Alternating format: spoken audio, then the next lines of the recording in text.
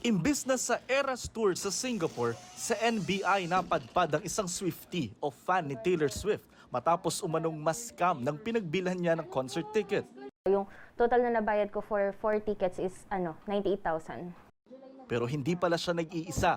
Meron pa raw kasing mahigit 100 Swifties na na-enchant sa alok na tickets ng iisang tao.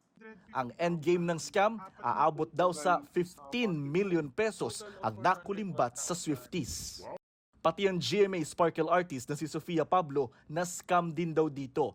Pinakitaan pa raw siya ng peking email screenshot ng Ticketmaster na nag-void sa account ng seller dahil sa pagre-resell ng mga ticket. May isa nang nabiktima na nagsampa ng reklamong estafa sa NBI.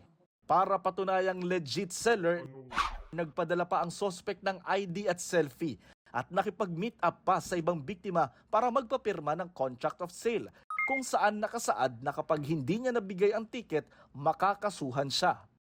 At nito ngang nakaraang linggo kung kailan bigayan na dapat ng mga nabiling ticket para sa concert sa March 2, wala raw mabigay ang suspect dahil nagkaproblema raw sa pagkukuhanan niya sanang authorized ticket seller.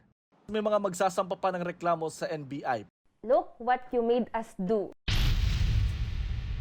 Sana matuloy na yung rehas tour mo kasi for sure maraming a-attend.